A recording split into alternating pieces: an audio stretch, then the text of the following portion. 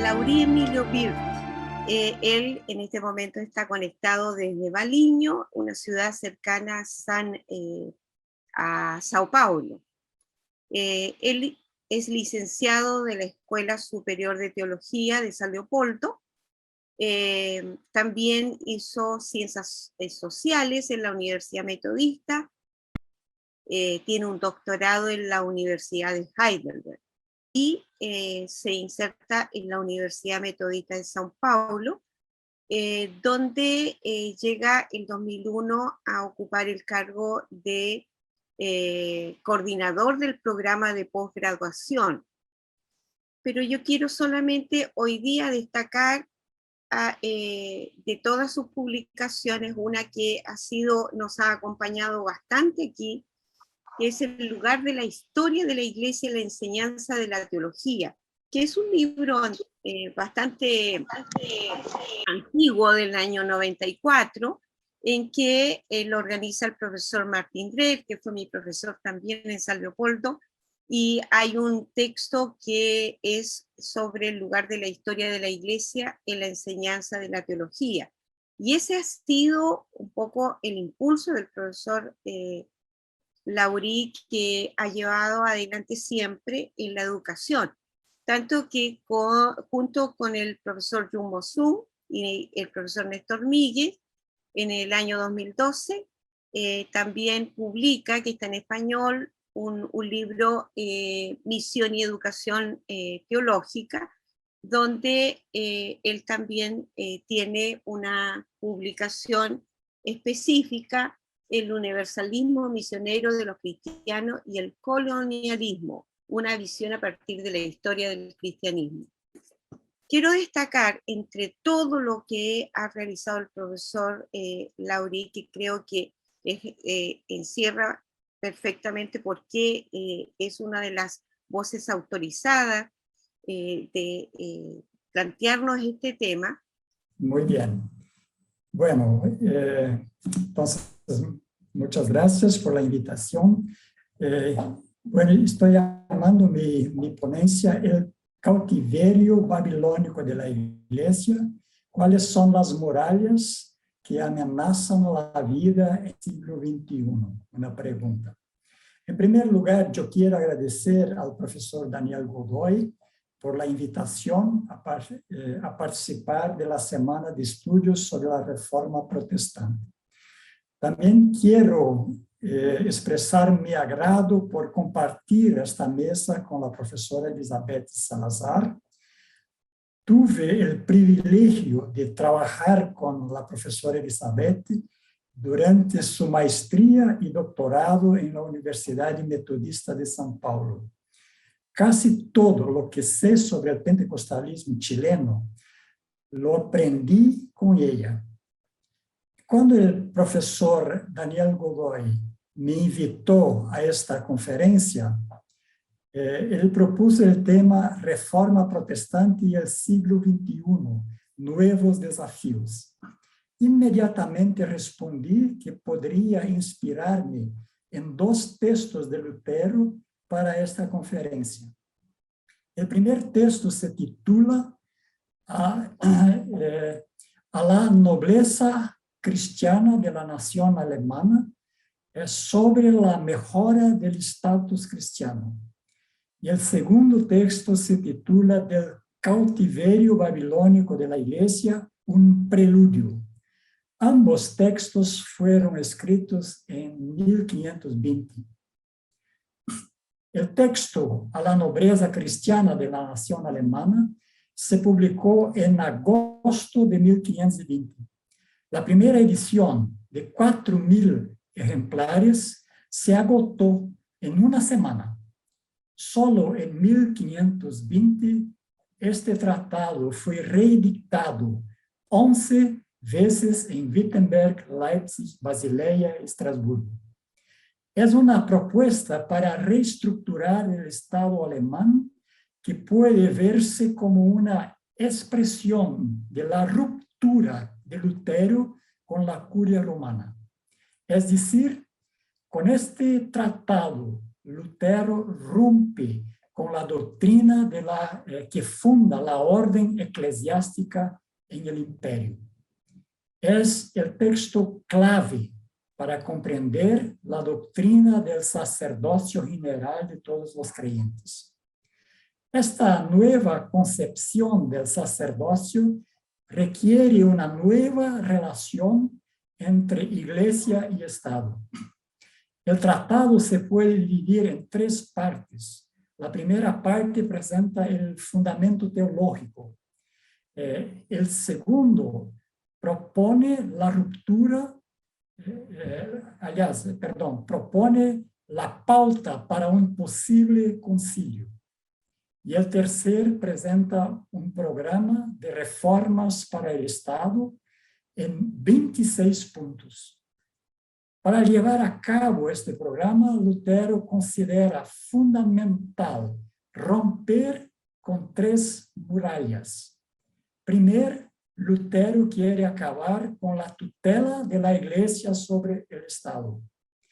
La segunda muralla a ser destruida es el monopolio del Papa sobre la interpretación de las Sagradas Escrituras.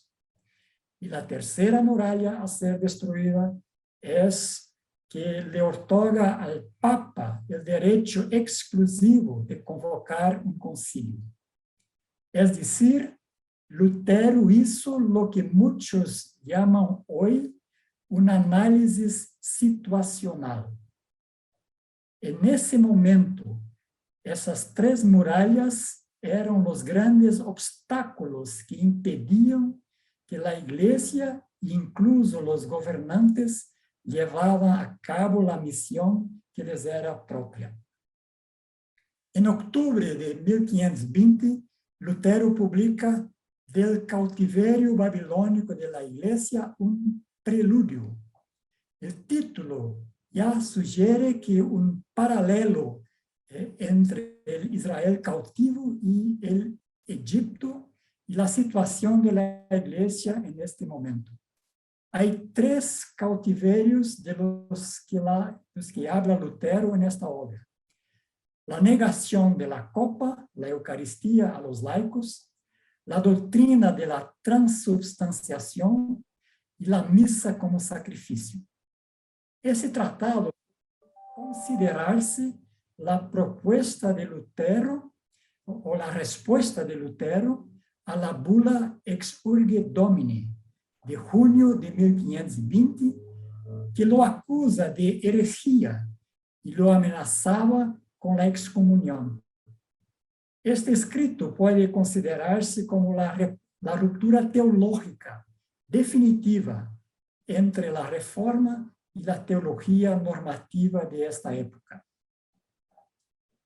Lo anterior ya nos permite esbozar una serie de asuntos que demandan nuestra atención cuando nos preguntamos por posibles enseñanzas de la Reforma protestante para los cristianos y las cristianas del siglo XXI. Un primer punto, la Reforma no fue solo un movimiento religioso. La reforma de la Iglesia también presuponía una reforma de la sociedad.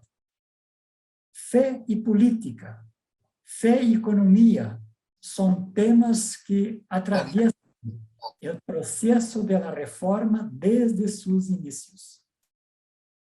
Eso significa, según la reforma, que no es posible desarrollar la teología y actuar pastoralmente sin conocer a fondo la realidad social, política y económica que guía la vida en nuestros días. Y necesitamos reaprender a preguntarnos cuáles son los grandes muros, las grandes murallas que dificultan la vida en nuestras sociedades. Un otro punto, la reforma protestante es parte de un profundo proceso de transformación social en Europa en ese momento. Nuevos valores comienzan a guiar la vida de las personas. Esos son valores que se percibieron con preocupación en su momento. Los reformadores soñaron con una sociedad que se diera cuenta de lo que Pablo recomienda a los Gálatas. Sobrevad los unos las cargas de los demás y cumplid así la ley de Cristo. Gálatas capítulo 6, verso 2. Pero eso no era lo que estaba sucediendo en la iglesia y en la sociedad. Por el contrario, Lutero descubrió un nuevo espíritu comenzaba a guiar la vida diaria de las personas. En un texto en el que analiza el oficio de los comerciantes que oprimían, especialmente los más pobres, Lutero advierte, una cita de Lutero: ante todo, debemos saber que en nuestros días, sobre los cuales profetizó el apóstol Pablo, que serían peligrosos, la ganancia y la usura no solo se han instalado inmensamente en todo el mundo, sino que algunos también se han atrevido a descubrir algunos subterfugios bajo los cuales pueden practicar libremente su maldad bajo el manto de la justicia. Fin del citado. Aquí Lutero se vuelve especialmente contra la especulación financiera. Discute temas sociales como la mendicidad y critica la hipocresía de quienes practican la gratuidad hacia los ricos y poderosos para recibir de ellos reconocimiento y amistad, pero no hacen lo mismo con los necesitados. Es decir, Lutero elabora su teología a partir de los dolores del mundo de su tiempo. Y para entender el origen de estos dolores, era necesario conocer las leyes y estructuras de poder que gobiernan el mundo. Así, la interpelación proveniente de los necesitados ocupa un amplio espacio en los textos de Lutero. Y la compasión por los necesitados no se limita a la comunidad cristiana ni a sus amigos de fe.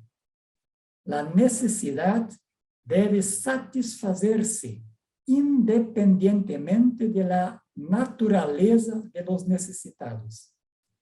Refiriéndose a Romanos 12, 20, Lutero escribe, citado: si tu enemigo tiene hambre, dale de comer. Fin del citado.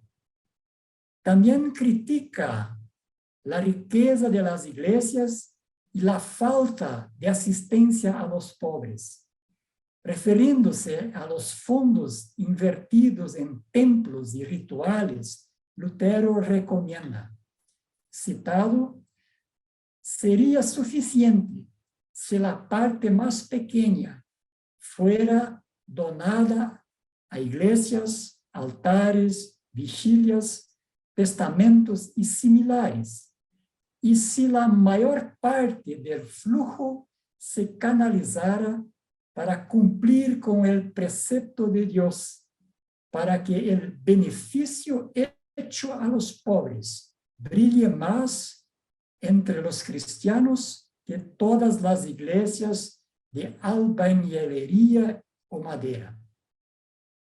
Otro punto. Lutero es un crítico abierto de la ley de la oferta y de la demanda. Esa ley que hoy en día es considerada sagrada por los defensores del libre mercado. Lutero informa una serie de dispositivos que utilizan los comerciantes para aumentar la demanda. Formación de monopolios, retención de bienes para aumentar la demanda y subir los precios, y etc. Tras este análisis de la realidad, viene un juicio ético, un citado por causa de la ganancia. La mercancía tiene que costar más cuanto mayor es la necesidad del próximo. De modo que la necesidad del próximo acaba por definir el precio y el valor de la mercancía. Y con este procedimiento, según Lutero, los comerciantes estarían, citado, vendiendo su propia necesidad a los pobres, quienes necesitan pagar más cuanto mayor es su necesidad. Eso es para Lutero la ley de la oferta y de la demanda. Vender a los pobres su propia necesidad. Así que necesitan pagar más cuanto mayor es su necesidad. A los pastores, Lutero recomendó negar la sagrada comunión a quienes explotan a los pobres. Tampoco deberían recibir un funeral cristiano cuando mueran, ya que no podrían ser considerados cristianos. Una cita más. Como es usurero e idólatra, porque sirve a Mamón, es incrédulo, no puede tener ni merecer la remisión de los pecados o la gracia de Cristo, ni siquiera la comunión de los santos. Se condenó a sí mismo, se separó y se desterró, mientras que no se haya confesado culpable y haya hecho penitencia. Fin de la cita. Lutero no condenó a los comerciantes de su época. Consideró el comercio como una actividad digna cuando se orienta a satisfacer las necesidades de las personas. Y consideró justo que los comerciantes fueron remunerados por su trabajo, ya que de este trabajo dependía su sobrevivencia, a la sobrevivencia de quienes practican el comercio. Pero Lutero fue un gran crítico de los comerciantes que veían en el comercio un medio para acumular riquezas. Ese tipo de comercio fue practicado por las grandes corporaciones financieras, que son las precursoras del sistema bancario moderno. Lutero percibió la influencia de las grandes corporaciones sobre las autoridades que deberían regular las relaciones comerciales. Como eso no sucedía, sugiere una especie de boicot a las grandes corporaciones. Un citado de Lutero: si las empresas permanecen, el derecho y la honestidad desaparecerán. Si queremos que prevalezca el derecho y la honestidad, las empresas deben desaparecer. Estamos ante el inicio de una profunda inversión de valores en la vida cotidiana en el tiempo de la Reforma. Lutero dice que una nueva deidad está comenzando a gobernar el mundo y que esta deidad se llama Mamón. se da cuenta que el individualismo, el interés propio y personal están teniendo prioridad sobre el espíritu comunitario y la compasión frente al sufrimiento. El consumismo, una de las principales características del mundo moderno, se identifica claramente como un pecado. Juan Calvino, para no quedarme solamente con Lutero, revela la misma preocupación y señala la necesidad de educar nuestros deseos de consumo si queremos vivir de acuerdo con la misión que tenemos como cristianos y cristianas. Y una cita de Calvino: nuestra codicia es un abismo insaciable, a menos que esté restringido. Y la mejor manera de mantenerlo bajo control es no desear nada más que lo necesario, impuesto por la vida presente.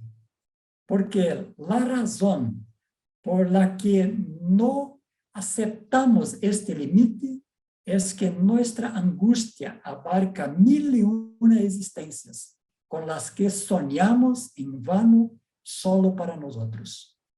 Calvino fue un crítico de la acumulación ilimitada, de la riqueza a través de las formas de vestir y de vivir. Los valores hoy considerados virtudes por el pensamiento hegemónico en nuestra sociedad, en la época de la Reforma Protestante, fueron clasificados como pecaminosos. La necesidad de los pobres y la sensibilidad social es también una de las características fundamentales del metodismo.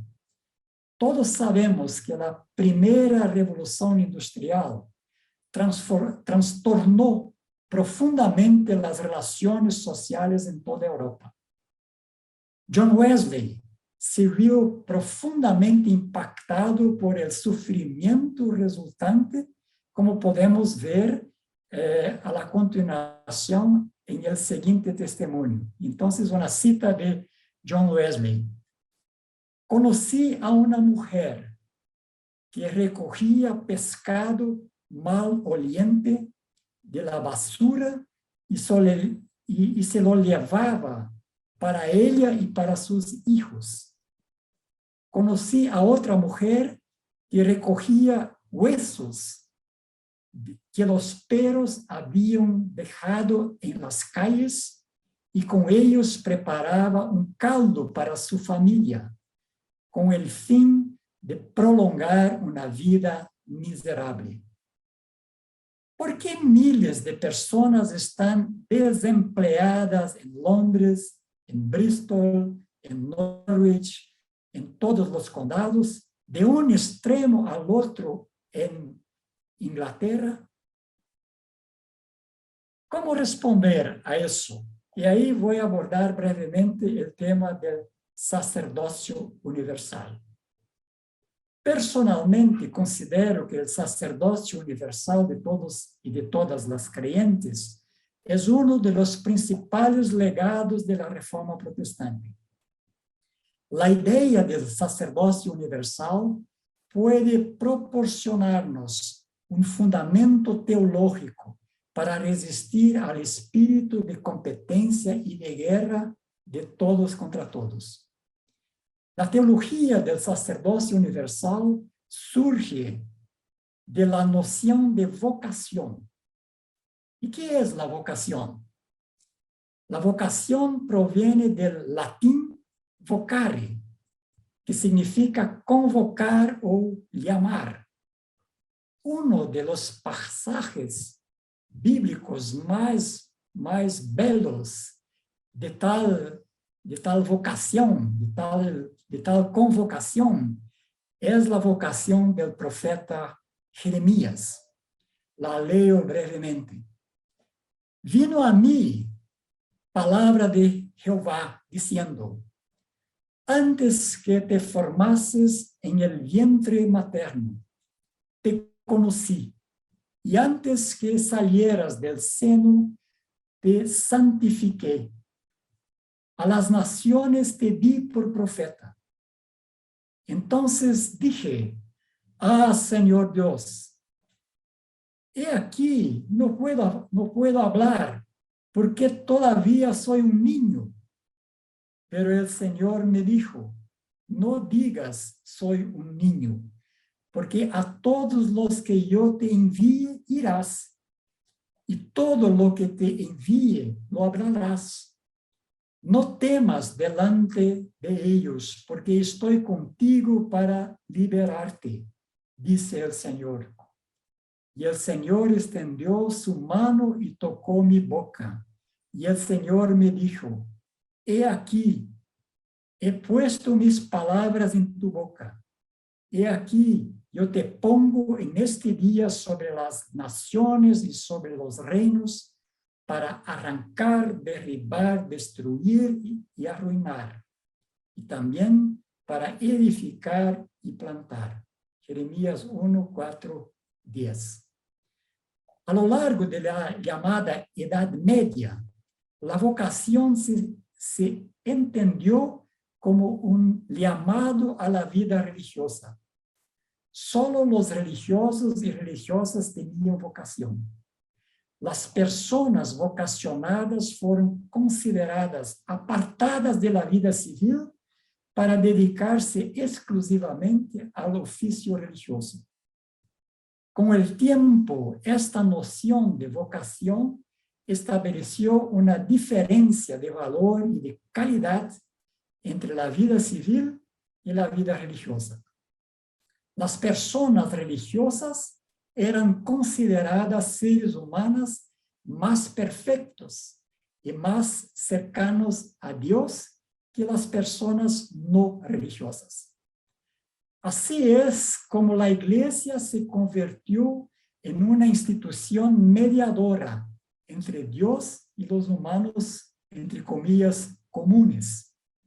En la práctica, esta noción de vocación entró en crisis y que la Iglesia se convirtió en una institución cada vez más poderosa e influyente en la vida política y económica.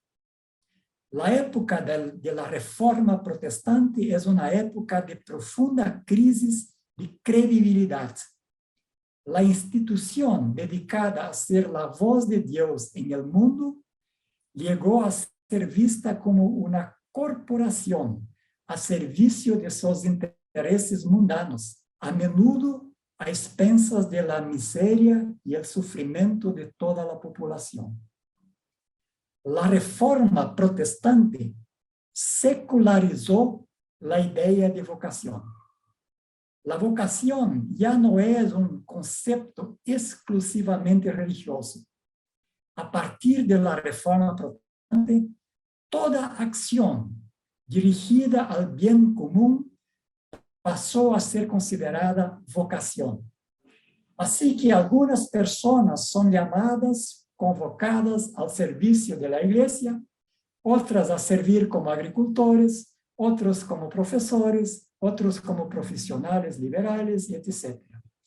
En resumen, toda actividad dirigida al bien común pasó a ser considerada como una forma de adoración a Dios. Lutero formuló así la forma de vida de una persona llamada, convocada a servir a Dios.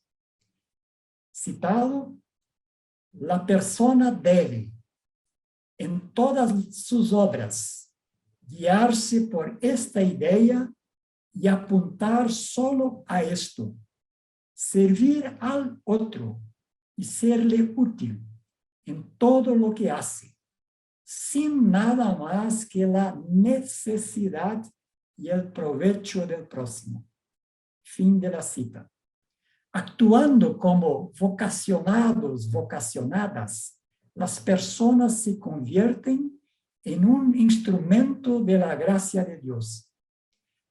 Podríamos decir que Lutero propone algo así como una teología práctica de la cruz.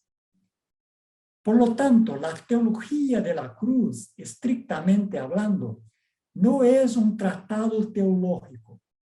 La teología de la cruz se materializa como perfil de la vida cotidiana. Cualquiera que viva como cristiano o como cristiana se convierte en un instrumento de la gracia de Dios para los demás, un imitador de Cristo. Y más que eso, en su forma de vida, la comunidad cristiana se convierte en el cuerpo vivo de Cristo en la tierra. Un Cristo para los demás, especialmente para los más necesitados. Y Lutero se refiere a respecto, una cita de Lutero: de esta manera me pondré a disposición del prójimo como un Cristo.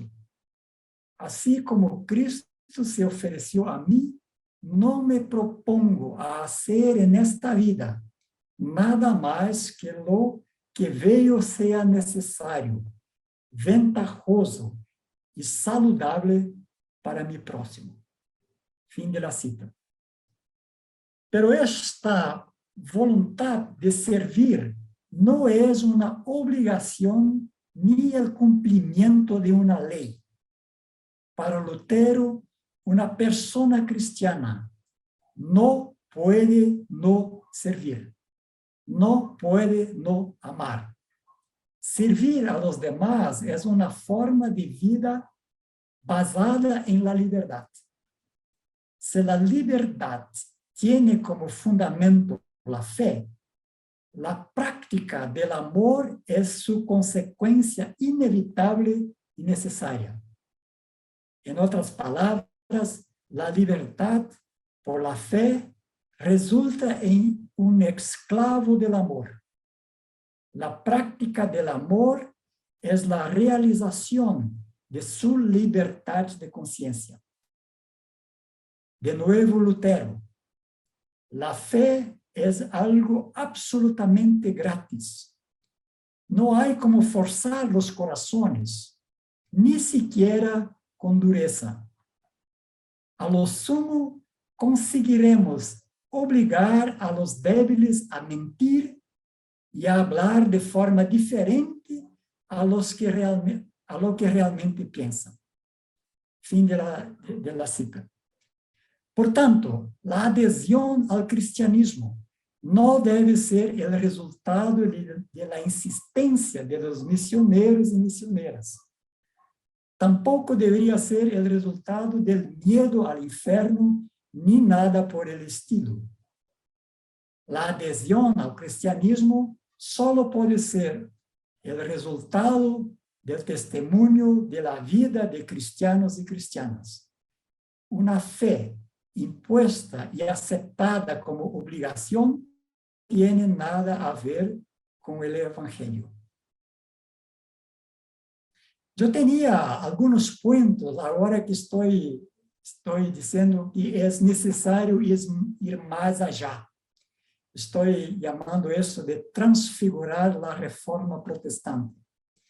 Y ahí yo apunto algunas cuestiones de crítica al pensamiento de Lutero y a algunos desplazamientos de su pensamiento en la tradición protestante. Pregunta Daniel Contreras.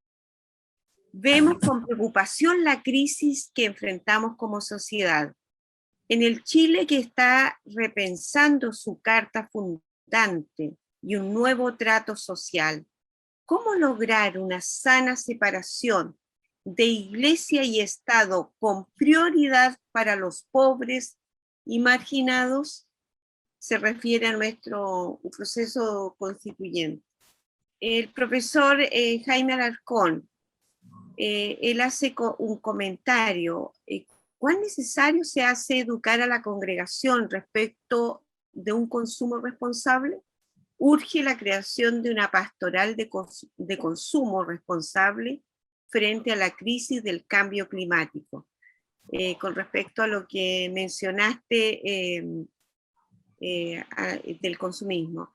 Marco Arroyo, excelente conferencia, Pastor Laurí. Pregunto, ¿cómo se explica el estudio de Max Weber sobre la ética protestante y el espíritu del capitalismo? ¿Weber erró en su estilo o los protestantes de Europa no entendieron los principios y valores defendidos por los reformadores? Inglaterra, Holanda y Francia, entre otros, fueron los conquistadores más nocivos en el tercer mundo hacia África y América Latina. ¿Qué decir de la teología de la prosperidad y de la meritocracia, del neoliberalismo enraizada entre el pueblo evangélico en nuestros países?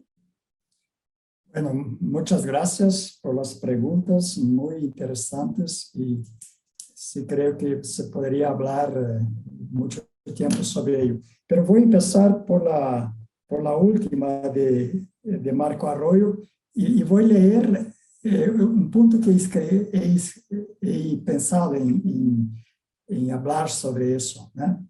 Creo que es más rápido para contestar. He escrito el siguiente sobre los puntos que hay que transfigurar Lutero. Dije anteriormente que uno de los legados más importantes de la teología de la Reforma es el sacerdocio universal de todos los creyentes.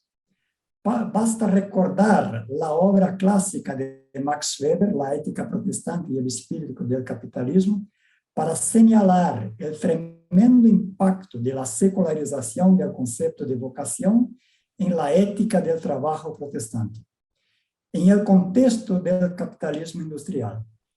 Cabe preguntarse, sin embargo, si esta ética es realmente el fruto de la teología del sacerdocio universal de los creyentes, o si la ética del trabajo protestante es el resultado de una desviación, de un desplazamiento de las intuiciones originales de la secularización del concepto de vocación.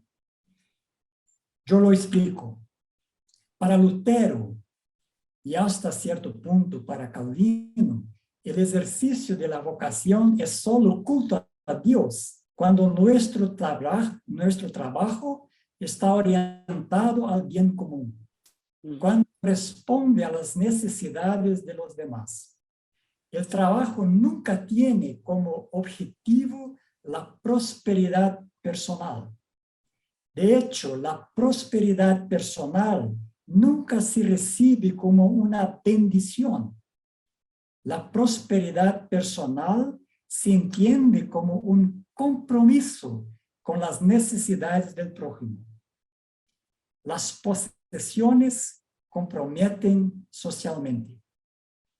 Resulta que principalmente en el puritanismo protestante, el puritanismo protestante vinculó la prosperidad resultante del trabajo metódico y racionalizado con la prosperidad. Es decir, en el puritanismo, la prosperidad llega a entenderse como una bendición.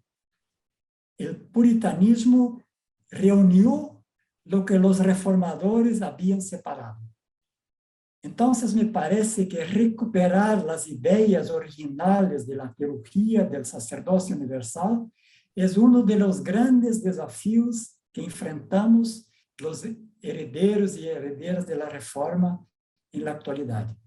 Y este desafío es más urgente aún cuando el interés propio, la exaltación del individuo y el hedonismo se han convertido en valores fundamentales en las relaciones sociales y también en nuestra cotidianidad.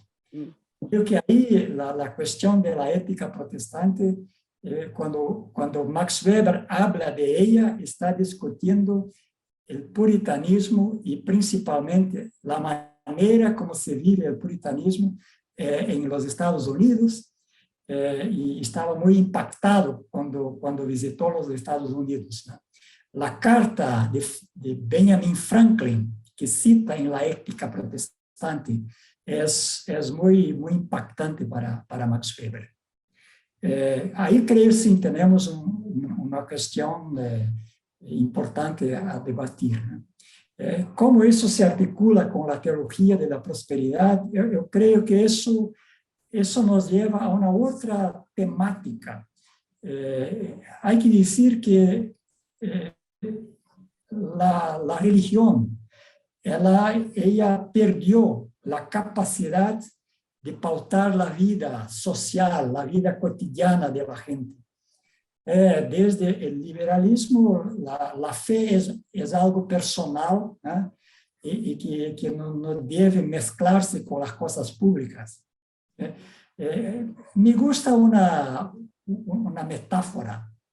Es como si después de la Revolución Francesa, la religión fue echada del palco, fue echada, pero sigue viviendo en la cotidianidad de la gente, en la fe y eso. Y una manera de volver al palco de los grandes acontecimientos es juntarse a aquellos que lo echaron. Entonces, la teología de la prosperidad, ella promete cumplir con la religión aquello que el mercado, que a rigor no necesita de la religión, promete. Ahí hay que leer Walter Benjamin, que dice que el capitalismo se gestó, se desenvolvió con un parásita, así que se dice, parásita. Parásita. Sí. Como un parásita del cristianismo, pero después de la revolución industrial, no necesita más del cristianismo para su legitimación. Entonces, el capitalismo mismo se transforma en una religión. Y me parece que Lutero, las casas, Calvino, lo entendieron en su tiempo. Cuando dicen hay una nueva deidad, y ahí hablan, por ejemplo, de un ídolo. Me parece fascinante que lo que la teología de la liberación con Hugo Assmann, con Frank Hinkelhammer, Jung Mosungi, hablan del mercado como una deidad. Esto está incipiente en los reformadores, que hablan de una idolatría del dinero, del mamón, que es más amplio que el dinero. Ahí creo que tenemos muchos temas a debatir, ¿no? Bueno, Daniel, hablaste de Wesley. Yo estoy orientando ahí una tesis de maestría en que el estudiante está justamente trabajando sobre la Iglesia Metodista de Brasil, en que recupera las intuiciones fundantes de Wesley en el contexto inglés, que llama de una sensibilidad social. Y dice, bueno, hay una tensión, porque hay sí muchos documentos en que la cuestión de la sensibilidad social está en los cánones de la Iglesia, pero hay una plática en que el neoliberalismo está pautando el discurso de la Iglesia. Entonces hay una tensión entre la teología de la prosperidad y las intuiciones. Eso es, creo, una tarea, un desafío de nuestro tiempo, ¿no? Eso tenemos, ¿no? Que enfrentar, y eso se muestra en otras iglesias también. Y me parece que una tarea importante es leer las intuiciones fundantes, leer nuestros mitos fundadores y leerlos críticamente. La conciencia crítica es una conciencia crítica posible en su tiempo. Y un punto que había anotado es hay que tomar cuidado para no caer en un anacronismo, de querer respuestas de los reformadores para preguntas de nuestro tiempo, que es otro tiempo. Sí, Jaime, gracias por tu cuestión. Yo creo que sí, que la cuestión del consumo consciente es algo absolutamente necesario y algo posible. Yo hablo con mis estudiantes de grado. Ustedes podrían asumir lo que Dios nos convoca en Génesis: cuidar del jardín, cuidar de la belleza de la graduación. Entonces, la práctica pastoral, sí, debe estar preocupado con la vida del barrio, con la manera como se consume, cómo se lida con la basura. Eso es teología practicada. Y creo que no lo entendemos. Hay iglesias aquí en Brasil que están sí, dando pasos importantes en el campo, por ejemplo, ayudando muy concretamente proyectos de agricultura ecológica. Para mí eso no es algo separado, algo así que se agrega, es central, hay que hacerlo. A mí me parece, sí, el consumo consciente es hoy un testimonio público de fe. Y tal vez no lo captamos o suficiente, porque sí, hay un espíritu que nos dice otras cosas. Hay dos preguntas. Evelyn dice, ¿podemos afirmar que lo que a imitar a Cristo, la reforma es un proceso siempre en deuda con las comunidades? Só quería contestar, creo que es un punto importante ese. Sí. Que hay un otro aspecto de la definición de lo cristiano, como alguien justo y pecador al mismo tiempo. Creo que eso sí es importante para que no nos frustremos con nuestros límites. Entonces, me parece que imitar a Cristo es siempre un intento.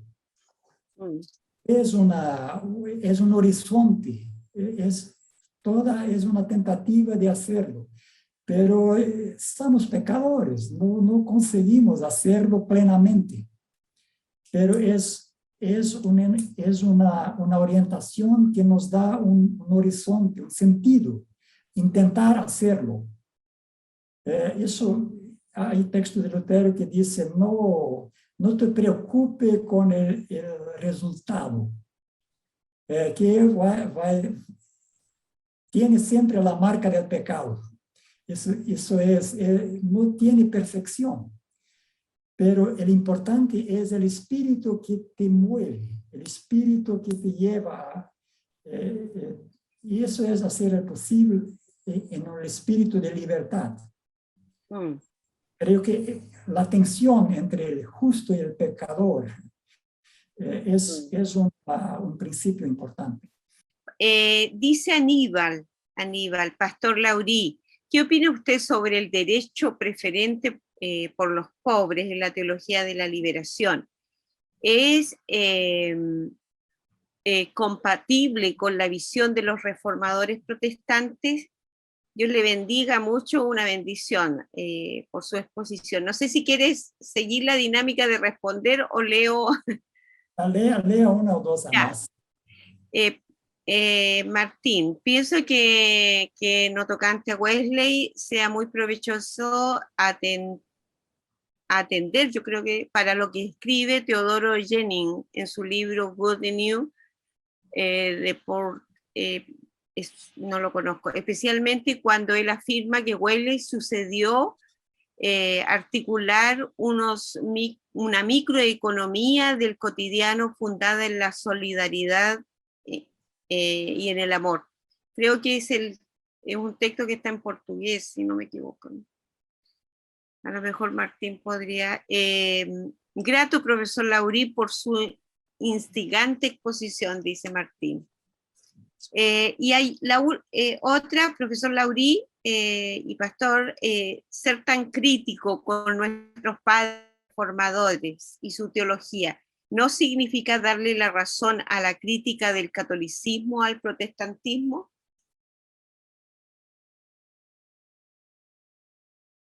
Voy a intentar ser breve. La cuestión de los pobres, si hay ahí una similitud con la teología de la liberación. Yo creo sí y no. Lutero tiene toda la cuestión de la sensibilidad y los pobres es una interpelación de las cruces que nos interpelan a practicar el amor. Ahí creo, ahí sí, hay puntos de contacto muy claros con la teología de la liberación. ¿Dónde está el límite de Lutero? Lutero tiene una visión estanca de la sociedad. Lutero no concebía, y ahí la suposición en la guerra campesina de 1525 es uno de los puntos donde esto queda claro. Lutero no concibe un proceso de los pobres que lutan por su liberación. Pero todavía no lo concibe como un proceso donde buscan legitimarse en nombre de Dios. Él acepta que lo discutan jurídicamente y así, e incluso dice que tiene razón con sus demandas, pero no acepta que los pobres reivindican una vida mejor en nombre de Dios. Y ahí está su límite. Tiene una visión estanque de la sociedad. Y ahí hay unos puntos que tenemos que superarlo. Lo mismo podríamos decir en relación a las mujeres. En muchos puntos ella está, por así decir, adelante de su tiempo. Y la cuestión del casamiento y dialoga con mujeres que él considera teólogas. Pero en la cuestión de la vocación, él dice que la vocación de la mujer es tener hijos y servir a sus maridos. Bueno, ahí hay que ir adelante. Ahí está la conciencia crítica de su tiempo, ¿no? Cuanto a la crítica católica, bueno, yo creo que vivimos en otro tiempo hoy, y hay muchos documentos a partir del Concilio Vaticano II. Hay una declaración católica luterana sobre la justificación por la fe, donde se dice, bueno, en lo esencial hay un consenso, y eso está firmado por otras iglesias. Hay un otro documento sobre del conflicto a la comunión, donde se hace una análisis muy sincera y clara de los puntos de conflicto, pero también del odio que se vivenció por 4 siglos, y se quiere ahora mirar nos puntos en que hay concordancia y así, ¿no? Então, yo creo que estamos en un otro momento histórico. Y el hecho de que el Papa Francisco fue el que hizo la abertura de la celebración de los 500 años de la Reforma es muy significativo, es muy significativo. El problema el conflicto de la época tiene mucho a ver con cuestiones también políticas y del contexto, y ahí hubo excesos de ambos los lados. Lutero es un gran pastor cuando escribe textos para la edificación, pero en la polémica es extremadamente duro, extremadamente duro. Eso es un poco el espíritu de la época. Entonces, a mí me parece que sí hay que mirar, a aceptar todavía las diferencias, y el documento Ut Unum Sint de la Iglesia Católica creo que los puntúa muy bien, ¿no? Donde están digamos, los puntos donde no hay consenso. Mas lo que pauta hoy es digamos, la relación ecuménica, pelo menos en el nivel más institucional y en los grupos más de un pensamiento crítico. Y creo que en esto hay que se investir. ¿Existe un declive de la creencia o ha cambiado como creemos? ¿Creencia como una opción o como creo? Esto en relación a la secularización de la religión, de ser una fe privatizada a ser un sacerdocio universal. Ese es de Lorenzo, de la parte, Lorenzo está en Coronel, creo.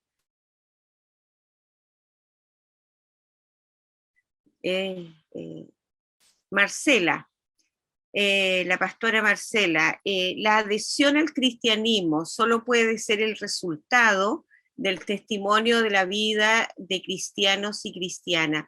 De esta manera, me pondré a disposición del prójimo como un Cristo, así como Cristo se ofreció a mí, y no me propongo hacer de esta vida más, es la cita, sea necesario, ventajoso y saludable para mí como prójimo.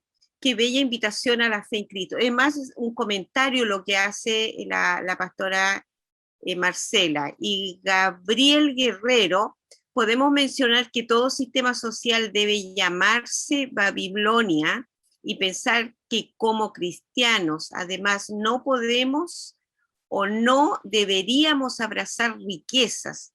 Finalmente, al mirar el contexto social que como país estamos viviendo, deberíamos entonces conformarnos con el interés de algunos para eliminar el capitalismo, como ha ocurrido en otros países de América, e instalar un sistema que sea más social. Yo creo que es como una reflexión que hace Gabriel Guerrero. Y la última, Manuel Valladares, profesor Laurí, consulta. En su opinión personal, ¿cómo explica que a los cristianos les es difícil aplicar el concepto de imitar a Cristo en palabras y acción, y solo tenemos la tendencia de poner el énfasis en la declaración o proclamación del Evangelio únicamente, y no en la imitación? ¿Ya? Con eso yo lamento, estaríamos, y yo con gusto me quedaría, no tendría ningún problema, pero sería abusar del profesor Laurí, que también es después de una jornada de una semana de trabajo. Entonces yo creo que aquí, profesor Laurí, haríamos el cierre de... Sí. Está bien. Gracias por sus preguntas. Sobre la cuestión de Lorenzo, la cuestión de la decadencia de la creencia. Eso es un punto que yo discuto mucho con mi colega Jung Musungi. Jung Musungi defiende la idea, y muchos otros, que dice que no hay sociedad que no esté envasada en una fe. No hay sistema que viva como sistema si no tiene una fe que lo fundamenta. Y por eso hay que preguntar cuál es la fe que fundamenta los sistemas. Y no necesariamente es una fe religiosa en sentido clásico, pero hay una fe, hay una aposta. Entonces, creemos que hay que tener total libertad del mercado, y el mercado es la solución para todo. eso no hay una manera de comprobarlo científicamente. Hay algunas indicaciones, pero no habría que controlar todas las variables para poder decir eso. Eso no es posible. Entonces tiene que se tener una fe. Y eso es que dice Hayek, por ejemplo, ¿no? Mises, hay que dejarlo libre. Incluso dice, usan textos bíblicos para decir el mercado es como Dios. Y hay en otro extremo la creencia que es posible planear todo, controlar todo, como era el sistema socialista, y así, o que también no es posible. Entonces, solamente lo tenemos porque hay un consenso mínimo de gente que cree que eso es posible. Entonces, hay que preguntar cuál es la fe. ¿Cuál es la fe que está... Jung y Musung y con Francis Kellerman hablan de una teología profana, de un Dios que no se muestra como un Dios. Creo que ahí eso me da la posibilidad también de refletir un poco sobre lo que dice el compañero Valladares. A mí personalmente, como que yo me ubico. No hay la posibilidad de pensarnos organizaciones sociales perfectas. Eso no es posible.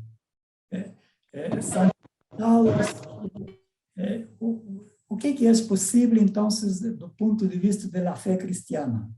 Es optar por sistemas, por posibilidades, por proyectos de sociedad que más se aproximan de los valores cristianos, pero no son cristianos. Eso creo es el cristianismo necesita aprender a vivir como el sal de la tierra, como minoritario en la sociedad, y que tiene algo a decir a la sociedad. Pero la manera como la sociedad se organiza y eso, no es posible, digamos, crear una teocracia, organizar la sociedad de acuerdo con la voluntad de Dios. La sociedad y las leyes es el juego del posible. Y por eso tenemos que ser permanentemente críticos. Que el reino de Dios no es de este mundo, pero nosotros podemos colocar señales. Sí, y no olvidar de los fundamentos, de decir, bueno, donde hay dolor, donde hay necesidad, del punto de vista cristiano, eso es una cruz a interpelar tu solidaridad, tu amor. Y así es. Creo que eso también es una manera para no nos frustrarnos en demasía cuando nuestros proyectos políticos tienen una vida corta, o cuando lo que imaginamos después de 3, 4 años tiene un rumbo que no era lo que pensábamos.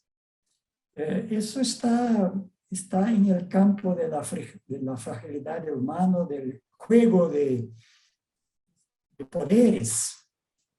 Hay que ser realista en eso, para no sucumbir al desespero. Y ahí yo creo que Lutero era muy pragmático. Él dice, hace lo que puedes, no tienes que cargar una cruz que te hace víctima también. Toma las cruces que puedes cargar y hazlo en libertad y en alegría. Y tenga fe que Dios hace fructificar la semilla pequeña y pobre que consigues poner en esto. Creo que eso es una posibilidad de vivir en un mundo muy, sí, muy injusto. Ahora, una cosa me preocupa, eso está muy lejos. Yo vivo en una comunidad de una clase media, y a mí sí me impacta cómo la gente está feliz con su finca, con su comercio, con sus paseos, y no lo incomoda que hay gente en la calle con hambre. Sí se hace una caridad, pero ese es casi como un adendo. No está como algo central en la práctica de la fe. Preguntar dónde hay cruces que yo puedo ayudar a cargar. No, hay casi como un sentimiento ontológico, bueno, yo estoy salvo por la gracia de Dios. Bueno, y la práctica del amor lo hago cuando tengo tiempo, algo así. Eso